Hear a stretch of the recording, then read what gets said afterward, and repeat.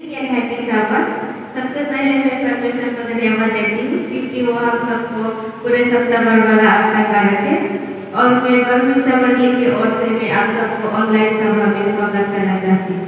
परमेश्वर हम सबको आशीष दें। रीडिंग के लिए आप मेरे साथ खोलिए भजन संगीता का किताब, उसका 113 अध्याय, उसका 1 और 2 पद। यहाँ पे ऐसा कहता है, हे यहोवा के दासों स्तुति करो, यहोवा के नाम की स्तुति करो। यहोवा का नाम अब से लेकर सर्वदा तक धन्य कहा जाए। परमेश्वर इस वचन पर आशीष अपने अपनी आँखों को बंद करें और दुआ करें। हे हमारे स्वर्गीय पिता, हम तेरा धन्यवाद देते हैं प्रभु इस सुंदर समय के लिए। तूने हम सबों को सुरक्षित रखा है और इस वक्त ये मौका दिया है कि जूम के माध्यम से हम एक दूसरे से मिल सकते हैं और तेरी धन्यवाद कर सकते हैं, तेरी आराधना कर सकते हैं। और अभी जब हम तेरे वचनों को सुनते हैं, इस वचन पर तेरी आशीष हो। और आज का जो वक्ता है तेरे वचनों में से सुनाते हैं तो उनको तेरी आत्मा के द्वारा अगुवाई कर। और आज का जितना भी कार्यक्रम है उसमें तेरी आशीष हो। हम भी प्रार्थना करते हैं उन भाई और बहनों के लिए जो दुख और तकलीफ में हैं, पीड़ित हैं, या तो बीमारी में हैं, या तो कोई प्रकार की असुविधा के सामना कर रहे हैं। उनके साथ हो, उनकी हर प्रकार की दुख तकलीफ को दूर कर। हमारे जितने भी पाप और अपराध है सबको तू क्षमा कर। और हम मांगते हैं इस छोटी विनती प्रभु यीशु मसीह के नाम से सुन और ग्रहण कर। आमीन।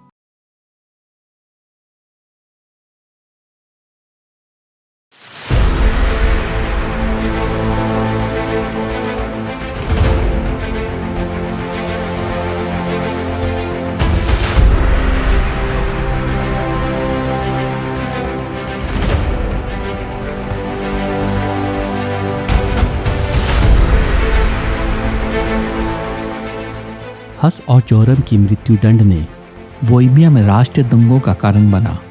उन्हें एक वफादार शिक्षक माना जाता था और जैसा कि अक्सर होता है, अब जब उनकी मृत्यु हो चुकी थी, उनके लेखन ने अधिक रुचि को आकर्षित किया। हस्साइट संग्राम शुरू हुआ 1419 में, हस और जोरम की मृत्यु से लगभग 4 साल बाद।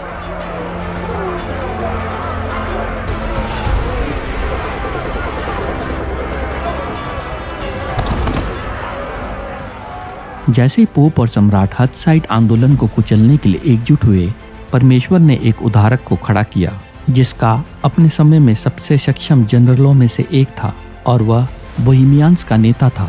1410 में एक युद्ध के दौरान उसकी एक आंख की रोशनी चली गई थी और बाद में वह फिर कभी अपने जीवन में दूसरी आंख से भी दृष्टि खो सकते थे, लेकिन वह बिना हारे युद्ध के बाद युद्ध में अपनी सेनाओं का नेतृत्व करता रहा। वह उन कुछ जनरलों में से एक है जिसके बारे में ये कहा जा सकता है कि वह युद्ध में कभी नहीं हारे। वह एक सैन्य प्रतिभा थे और उन्हें टैंक में प्रारंभिक रूप का आविष्कार करने का श्रेय दिया जाता है। टैंक को युद्ध गाड़ी कहा जाता था और वे लकड़ी के बक्से होते जिन्हें स्टील की मदद से गाड़ी के पहियों में मजबूती से जोड़ देते और वह इसके अंदर लोगों को भरकर युद्ध में भेजता, जिसमें गोला, आड़ी कमान और पिस्तल के साथ। मुख्य रूप से किसानों का सेनाओं के रूप में होने के बावजूद निपुण युद्ध राजनीति इस्तेमाल करके और ईश्वरीय रक्षा अपने पक्ष के साथ हस्साइट सेनाएं संख्यात्मक रूप से बड़ी और बेहतर प्रशिक्षित पोप की सेनाओं को पीछे हटाने में सफल हुई।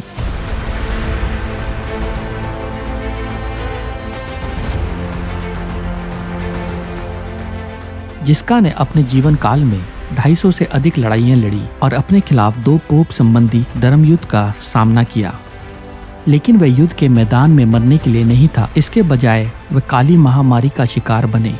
मगर मरने से पहले उन्होंने अपने सैनिकों को कुछ निर्देश दिए और उसने कहा कि वह उनके साथ युद्ध के मैदान में जाना चाहता है। उसने अपने आदमियों को कहा कि वह उसकी खाल से एक ढोल बना ले और जो उन्होंने किया और उन्होंने जिस्का की इस खाल से बने इस ढोल को ले लिया और इसे युद्ध में ले जाकर बजाने लगे।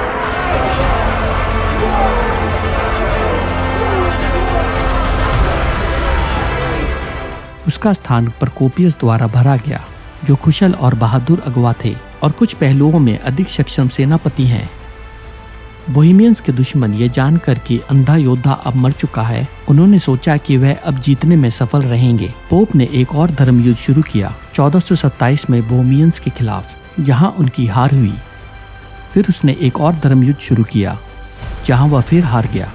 1431 में एक नए पोप के तहत 5वां धर्म युद्ध शुरू किया गया था, लेकिन एक बार फिर पोप की सेनाओं को हस्साइट सेनाओं द्वारा बुरी तरह पराजित होना पड़ा।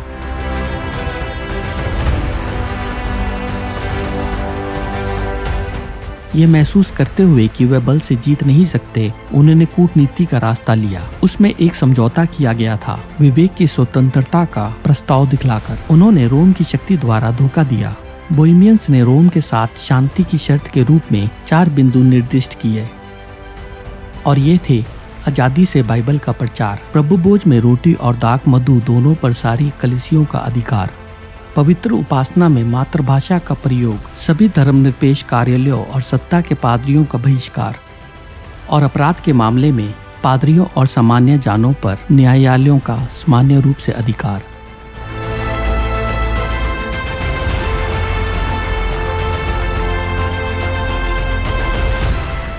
अंत में पोप अधिकारियों ने 4 हस्साइट न्यायमावली को स्वीकार करने की सहमति व्यक्त की, लेकिन उन्होंने समझने का अधिकार यानी कि स्पष्ट महत्व का निर्धारण करना परिषद के साथ अर्थात सम्राट और पोप के साथ रहना चाहिए। इस अधिकार पर एक समझौता किया गया जिसे रोम ने छल और कपट से प्राप्त किया, जिसे वह संघर्ष से हासिल करने में विफल रही थी। न्यायमावली पर अपनी व्याख्या रखने के लिए बाइबल से वह अपने स्वयं के उद्देश्य के अनुरूप उनके अर्थ को विकृत कर सकती थी। कई बार जब शैतान हमें खुले टकराव से हराने में सक्षम नहीं होता है, वह समझौता करने की राजनीति की कोशिश करता है। ये कुछ ऐसा है जो उसने बार बार किया है पूरे इतिहास में और पूरे बाइबल में। हम सावधान, बुद्धिमान और समझदार बने और सबसे अधिक दृढ़ संकल्प करें, और शैतान हमारे विरुद्ध जो भी युक्ति अपनाए तो भी हम परमेश्वर के पक्ष में खड़े रहें। चाहे वो टकराव हो या समझौता हो, हम हमेशा परमेश्वर के पक्ष में खड़े रहें।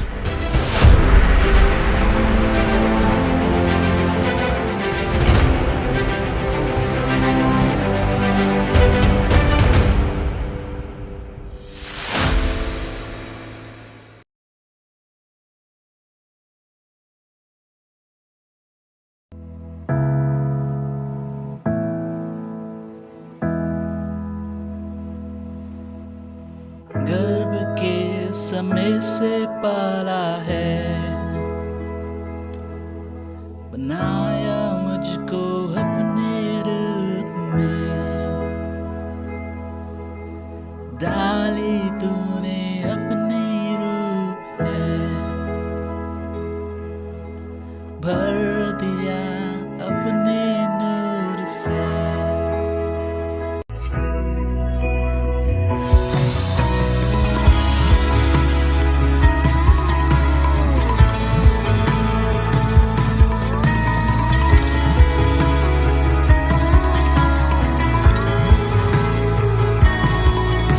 सुकून है तेरी गोदी में,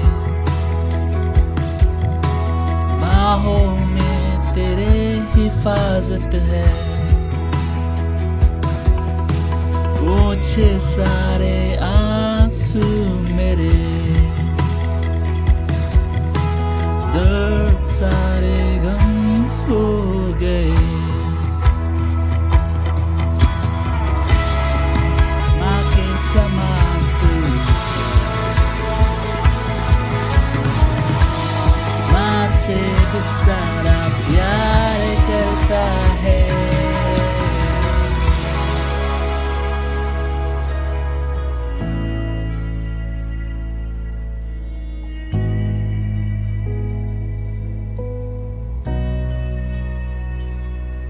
तूने प्यार किया है मुझसे,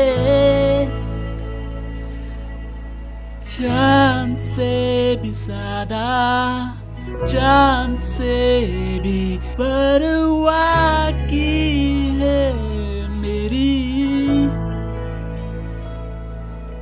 छोटी सी छोटी बातों की।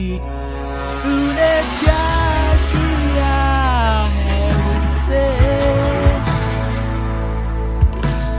जान से भी ज्यादा, जान से भी परवाह की है मेरी, छोटी सी छोटी बातों की। तूने प्यार किया है मुझसे, जान से भी ज्यादा, जान से भी परवाह की है मेरी, छोटी सी छोटी बातों की।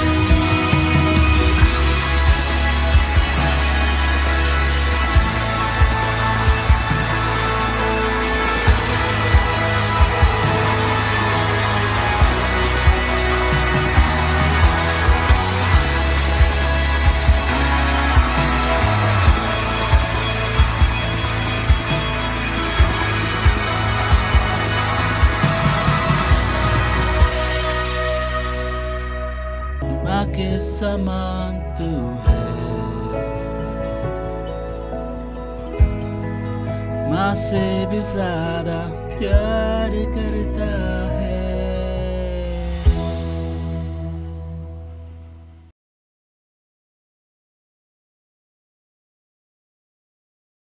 आप सबों को यीशु सहाय जय मसीह की। इस सभा में आप सबों का मैं हृदय से स्वागत करना चाहता हूं कि आज आप सबों ने हमारे साथ जुड़ने का फैसला किया है। वचन में जाने से पहले हम दुआ करेंगे। स्वर्गीय पिता, तू महान ईश्वर है, तू दयालु परमेश्वर है।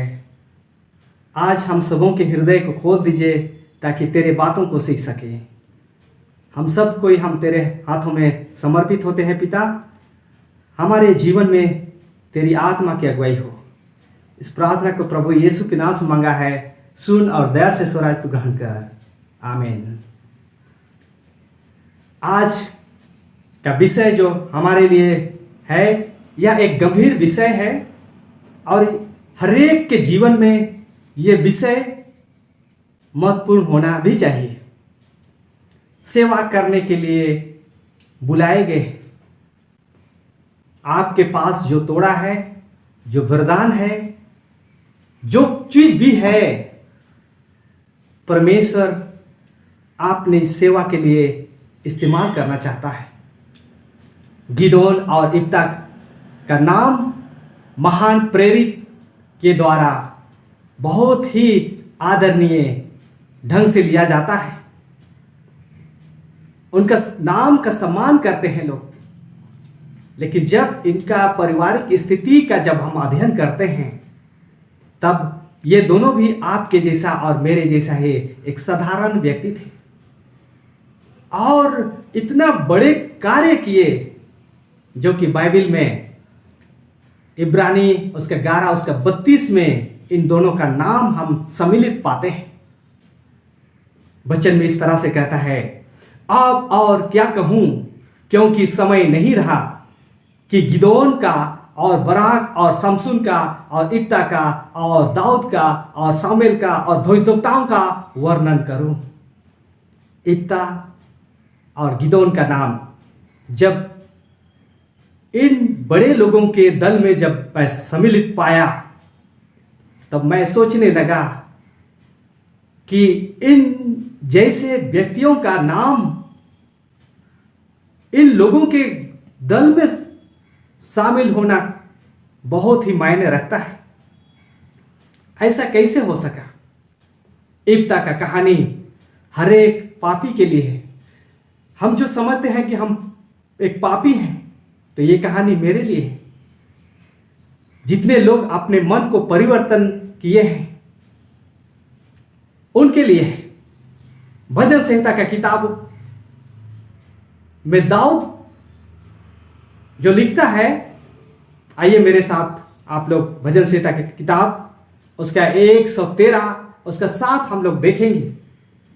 यहां पर इस तरह से लिखा हुआ है, वह कंगाल को मिट्टी पर से और दरिद्र को घूरे पर से उठाकर ऊंचा करता है। आप सोच सकते हैं, परमेश्वर यह नहीं देखता है कि हमारा घराना, हमारा परिवार कैसा है, किस तरह का परिवार में हमारा जन्म हुआ है। परमेश्वर कभी किसी का पक्षपात नहीं करता है। और आज का जो पहला जो लेसन, जो अध्ययन हम करेंगे, नंबर 1, पाप में पैदा हुआ था। इप्ता का जन्म जो हुआ था वो पाप में पैदा हुआ था।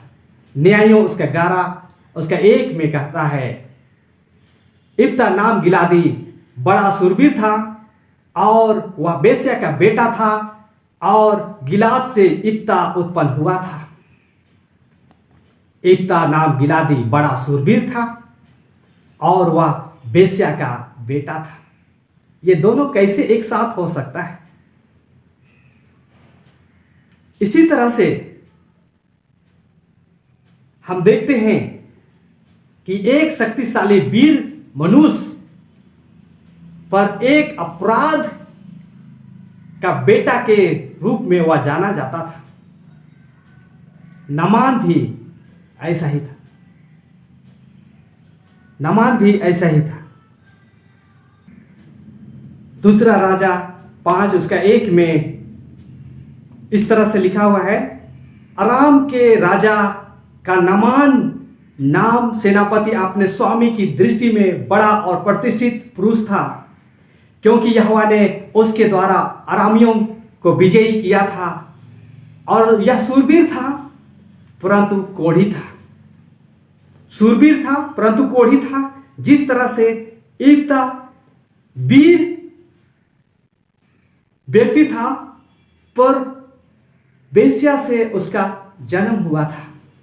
जन्म से ही परमेश्वर के लोगों के झुंड में वह नहीं जा सकता था, क्योंकि वह ऐसा घराना में उसका जन्म हुआ था जो कि वो परमेश्वर के लोगों के साथ वो एक साथ नहीं रह सकता था। इसी तरह से व्यवस्था विवरण 23 उसका 2 में कहता है, कोई कुकर्म से जन्मा हुआ यहोवा की सभा में ना आने पाए, किंतु 10 पीढ़ी तक उसके वंश का कोई यहोवा की सभा में ना आने पाए। जब तक मनुष्य नए सिरे से ना जन्मे तो परमेश्वर का राज्य नहीं देख सकता है। जो शरीर से जन्मा है वह शरीर है। अशुद्ध चीजों में से शुद्ध चीज को कौन निकाल सकता है? नंबर 2, इब्ता को यह विरासत में मिला था कि घर में वो पहिलौठा जन्मा था। उनका जन्म जो हुआ था सबसे पहले घर में हुआ था और उनका अधिकार था कि घर का जो जेठांश जो हिस्सा है उनका भाग में मिला था। पर कहा जाता है न्याय उसका 11 उसका 2 में कहता है, गिलाद की स्त्री के भी बेटे उत्पन्न हुए और जब वे बड़े हो गए तब इब्ता को यह कहकर निकाल दिया कि तू तो पराई स्त्री का बेटा है, इस कारण हमारे पिता के घराने में कोई भाग ना पाएगा। इब्ता के पिताजी का देहांत होने के बाद में गिलाद उनके पिताजी के और भी बेटे उत्पन्न हुए और अपनी स्त्री से हुआ, गिलाद की स्त्री से हुआ। और ये जो बड़े होने के बाद में इब्ता को घर से इनको निकाल देते हैं। विरासत में उनको रहने का अधिकार था, उनको जीने का अधिकार था, पर पिता के पाप ने उसको नाश कर दिया। एक निर्दोष व्यक्ति जो अपने माता पिता के पाप के कारण दुख और तकलीफ सहता है और यहां पर जो उनका जीवन होना चाहिए वो ऐसा जीवन नहीं हो पाया जैसा होना चाहिए था। उत्पत्ति उसका 21 उसका 10 में इसी तरह का एक घटना हम पाते हैं। सो इस कारण उसने इब्राहिम से कहा, इस दासी को पुत्र सहित बरअब्बस निकाल दे, क्योंकि इस दासी का पुत्र मेरे पुत्र इसहाक के साथ भागी ना होगा। सारा की अगुवाई में इब्राहिम जो नियम और पालन किया था उसके अनुसार सबसे पहले इब्राहिम का घर में इस्माइल का जन्म हुआ और जन्म होने के बाद में जब इस्माइल जब बड़ा हुआ, इसहाक जब बड़ा हुआ और ये दोनों जब बड़े होने के बाद में घर में लड़ाई और झगड़ा होने लगा और सारा कहने लगी कि ये दासी जो है और इनका जो बेटा है दोनों को यहां से बरअब्बस निकाल दीजिए। इस दासी का पुत्र मेरे पुत्र इसहाक के साथ भागी ना होगा।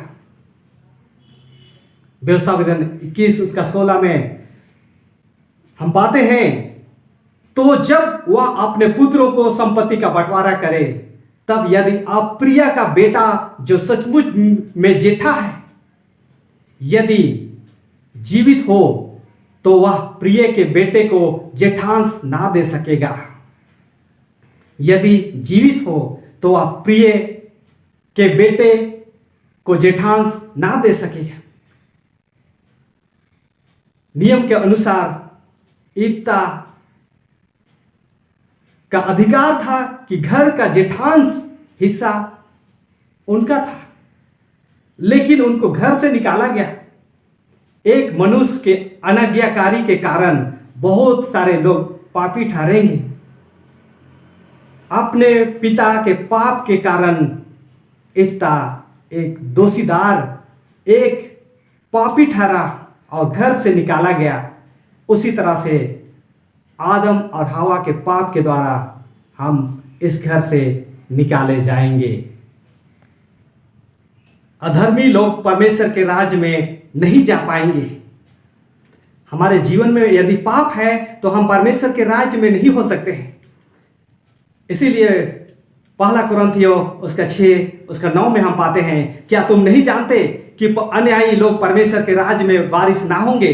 धोखा ना खाओ, ना बेश्यागामी, ना मूर्ति पूजक, ना परस्त्रीगामी, ना लुच्चे, ना पुरुषगामी। आदम का पाप आदम को एदेन की बारी से बाहर कर दिया, जो उसके द्वारा जितने लोग जन्मे हैं वे भी बाहर रहेंगे। यदि आप परमेश्वर के राज्य में होना चाहते हैं तो यीशु के लहू से अपने हृदय को हमें आज धोना पड़ेगा। यीशु के लहू से हमारे मन को धोना पड़ेगा और विश्वास में पवित्र होना होगा। प्रेरितों 26 उसका 18 में कहता है कि तू उनकी आंखें खोले कि वे अंधकार से ज्योति की ओर और शैतान के अधिकार से परमेश्वर की ओर फिरें, कि पापों की क्षमा और उन लोगों के साथ जो मुझ पर विश्वास करने से पवित्र किए गए हैं मिरास पाएं। आज परमेश्वर हमारी आंखों को खोले कि हम अपनी पाप को देख सकें, हम अंधकार से ज्योति की ओर फिरें, शैतान के अधिकार से परमेश्वर की ओर से फिरें, हमें पापों की क्षमा प्राप्त हो। और इसके बाद में नंबर 3 में एकता का जीवन था, जो संगति था, लुच्चे का साथी बन गया। न्यायों 11 उसका 3 में हम पाते हैं कि तब यिप्ता अपने भाइयों के पास से भागकर तोब देश में रहने लगा और यिप्ता के पास लुच्चे मनुष्य इकट्ठे हो गए और उसके संग फिरने लगे। जैसे भेड़ भटक जाता है वैसा ही वह अपना रास्ता चुनकर चला गया। आज इस वर्तमान दुनिया में भी बहुत सारे लोग परमेश्वर की आशा को छोड़कर अपने स्वार्थ में चले जाते हैं और पाप में आनंद खोजने लगते हैं और वे लुच्चे मनुष्य के झुंड में चले जाते हैं। आपके पास जो व्यक्ति हैं, जो लोग हैं, उन्हीं से आपका चरित्र बनता है, आपका जीवन बनता है। और ऐसा समय में यिप्ता घर से जब निकल गया तब वह अपने लोगों से दूर होकर के वह लुच्चे लोगों की संगति में घूमने लगा, बढ़ने लगा। और ऐसा समय में जब हम इस परिस्थिति में रहेंगे तो हम सबों का जीवन भी यिप्ता के समान हो जाएगा। यिप्ता के जीवन में लुच्चे लोग वहां पर आए और उनको अपने साथ में लिए और उनके साथ घूमने फिरने लगा। पर इसी समय एक महत्वपूर्ण निमंत्रण वह प्राप्त किया। नंबर 4 में हम अध्ययन करेंगे, एक महत्वपूर्ण निमंत्रण वह प्राप्त किया। न्यायों उसका 11 उसका 5 और 6 में कहता है, जब अम्मोनी इस्राएल से लड़ते थे तब गिलाद के वृद्ध लोग यिप्ता को तोब देश से ले आने को गए और यिप्ता से कहा, चलकर हमारा प्रधान हो जा कि हम अम्मोनियों से लड़ सकें। अगुओं ने उसके गुणों को ध्यान से देखा था, उनका महत्व को लोगों ने समझा और परमेश्वर भी उसका महत्व को जानता था कि यिप्ता के जीवन में, यिप्ता के मन में कौन सा गुण भरा हुआ है, जिसकी आवश्यकता है, जिसकी जरूरत है। हम सब मसीहों को भी अपने गुणों को पहचानना होगा। हम मसीहों को भी हमारे गुण को, हमारे जीवन में जो तोड़ा है उसको जानना पड़ेगा। साउल मसीहों को घृणा करता था। जब हम मसीहों को, उस समय के मसीहों को देखते हैं कि किस तरह से वे साउल को वे जाने थे कि उनका गुण किस तरह का वह व्यक्ति है, इसी तरह से यिप्ता का बुलावा भी अलग था।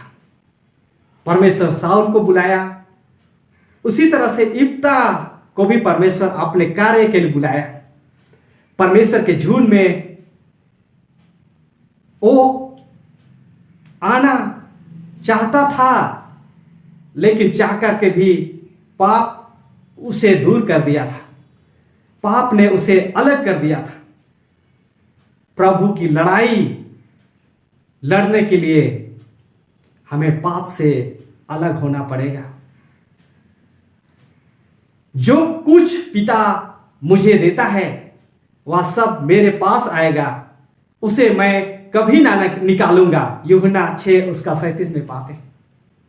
जब निमंत्रण प्राप्त किया, इप्ता अपने घर को वापस चला जाता है।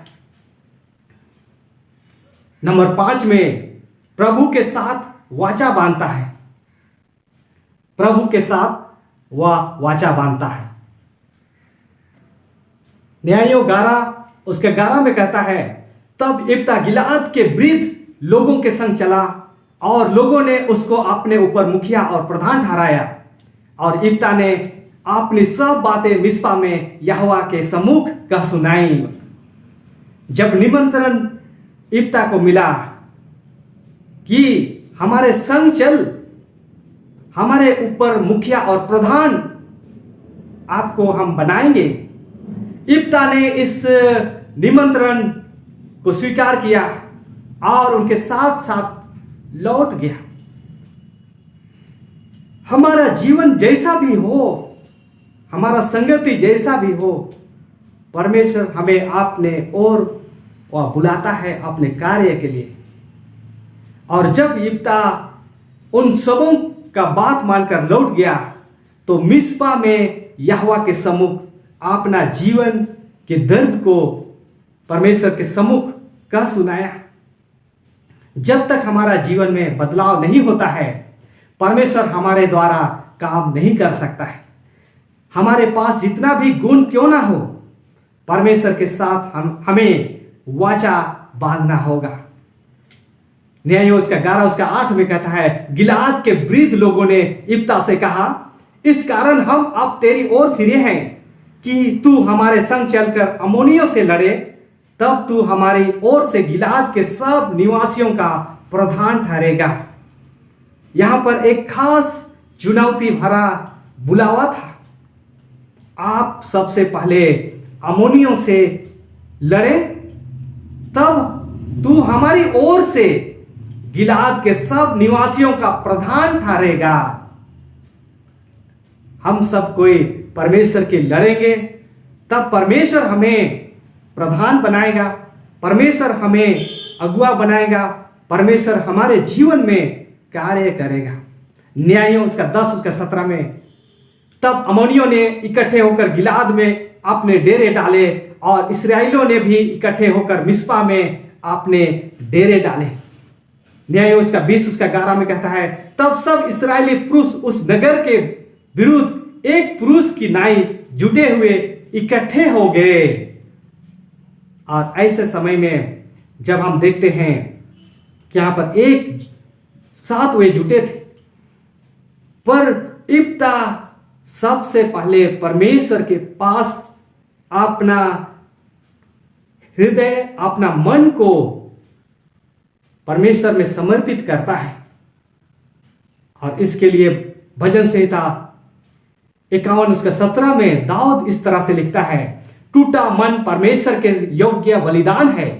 हे परमेश्वर, तू टूटे और पिसे हुए मन को तुझ नहीं जानता। नंबर 6 में हम अध्ययन करेंगे, शक्ति से संपन्न था। जब इप्ता परमेश्वर के पास अपना दुख और तकलीफ, अपने जीवन के तमाम चीजों को वर्णन करता है, परमेश्वर का आत्मा उनके जीवन में कार्य करता है। न्यायों 11:29 में कहता है, तब यहोवा का आत्मा इप्ता में समा गया और वह गिलाद और मनस्से से होकर गिलाद के मिस्पे में आया और गिलाद के मिस्पे से होकर अम्मोनियों की ओर चला।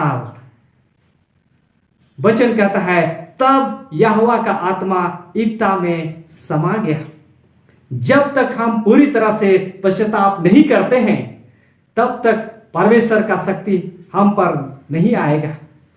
हम स्वभाव से शक्तिशाली दिख सकते हैं, पर आत्मा से होना बहुत जरूरी है। न्यायों 11:11 में वचन हमें इस तरह से कहता है, तब यिप्ता गिलाद के वृद्ध लोगों के संग चला और लोगों ने उसको अपने ऊपर मुखिया और प्रधान ठहराया। और यिप्ता ने अपनी सब बातें मिस्पा में यहोवा के सम्मुख कह सुनाई। यहोवा के सम्मुख सब बातें कह सुनाई। जब हम परमेश्वर के सम्मुख सब बातें कह सुनाएंगे, परमेश्वर का शक्ति हम सबों पर होगा। प्रेरितों उसका 1 उसका 8 में कहता है, परंतु जब पवित्र आत्मा तुम पर आएगा तब तुम सामर्थ पाओगे और यरूशलेम और सारे यहूदिया और सामरिया में और पृथ्वी की छोर तक मेरे गवाह होगे। जिस तरह से परमेश्वर का वचन हमें कहता है कि जब तुम पर पवित्र आत्मा आएगा तब तुम सामर्थ पाओगे, परंतु उसी की ओर से तुम मसीह यीशु में हो, जो परमेश्वर की ओर से हमारे लिए ज्ञान ठहरा, अर्थात धर्म और पवित्रता और छुटकारा। पहला कुरिन्थियों उसका 1 उसका 30 में यह वचन हम पाते हैं। नंबर 7 आखिरी में हम अध्ययन करेंगे, जीत हासिल किया। यिप्ता जीत हासिल किया। न्यायों उसका 11 उसका 32 में, तब यिप्ता अमानियों से लड़ने को उनकी ओर गया और यहोवा ने उसको उसके हाथ में कर दिया। जब हम पवित्र आत्मा से भरे हुए होंगे, हमारे यहाँ विजयी होगा, हम जीतेंगे। और यिप्ता सबसे पहले जब लूचे लोगों से लौटता है वो परमेश्वर के सम्मुख जाता है। हम सबों को भी हमारे जीवन को परमेश्वर के सम्मुख उंडेल देना है। परमेश्वर के सम्मुख अपनी बातों का वर्णन करना है। अब वह परमेश्वर उनके जीवन में कार्य करने के लिए तैयार हो गया था। लोगों को युद्ध से परमेश्वर विजयी दिलाया। हम अपने शरीर में बहुत सारे चीजों पर घमंड कर सकते हैं, यह सब अपनी महिमा के लिए हम कर सकते हैं, लेकिन परमेश्वर का महिमा तभी होगा जब उसकी आत्मा से हम भरे हुए पाएंगे। न्यायों उसका 11 उसका 2 का वचन हमें बार बार हम याद करते हैं। गिलाद की स्त्री के भी बेटे उत्पन्न हुए और जब वे बड़े हो गए तब यिप्ता को यह कहकर निकाल दिया गया कि तू पराई स्त्री का बेटा है, इस कारण हमारे पिता के घराने में कोई भाग ना पाएगा। सचमुच में पाप हमें हमारे परिवार से निकाल दिया है, हमारे स्वर्गीय परिवार से हमें दूर कर दिया है और हमें कोई भाग नहीं मिलेगा। लेकिन जब परमेश्वर की ओर फिरेंगे, परमेश्वर के पास आएंगे, हमें स्वर्गीय दान से हम परिपूर्ण हो जाएंगे, परमेश्वर की आत्मा से हम पाए जाएंगे। यिप्ता कमजोर था, उसके पास कुछ शक्ति नहीं था। उसी तरह से हमारे पास जितना भी दान हो सकता है, पवित्र आत्मा के बगैर हम कुछ भी नहीं कर सकते। इफिसियों उसका 5 उसका 18 में कहता है, और दाखरस से मतवाले ना बनो, क्योंकि इससे लुचपन होता है, पर आत्मा से परिपूर्ण होते जाओ। दूसरा कुरिन्थियों उसका 12 उसका 9 में कहता है, और उसने मुझसे कहा, मेरा अनुग्रह तेरे लिए बहुत है, क्योंकि मेरी सामर्थ निर्बलता में सिद्ध होती है। इसलिए मैं बड़े आनंद से अपनी निर्बलताओं पर घमंड करूंगा कि मसीह की सामर्थ मुझ पर छाया करती रहे। जब हम निर्बल होते हैं, जब हम दुर्बल होते हैं, उसी समय परमेश्वर का आत्मा हमारे जीवन में कार्य करता है। मसीह की सामर्थ मुझ पर छाया करती है। परमेश्वर इन सब वचन पर आशीष दे। आइए हम प्रार्थना करेंगे। स्वर्गीय पिता, तू महान ईश्वर है। हम आज की कहानी में सीखे पिता कि किस तरह से यिप्ता अपना घर से दूर चला गया था। जब वह परमेश्वर की ओर लौटा, परमेश्वर के सम्मुख आपने बातें उंडेल दिया, परमेश्वर के आत्मा उनके जीवन में करने लगा और वह लोगों को शांति दिया, विजयी दिलाया और युद्ध में वह जीत गया। उसी तरह से तेरी आत्मा की अगुवाई हम सबों के जीवन में हो ताकि हम भी उसी तरह से विजयी होने पाए। इस समय हम सब कोई तेरे हाथों में समर्पित होते हैं। इस प्रार्थना को प्रभु यीशु के नाम से हम मांगते हैं। सुन और दया से स्वराज तू ग्रहण कर। आमीन।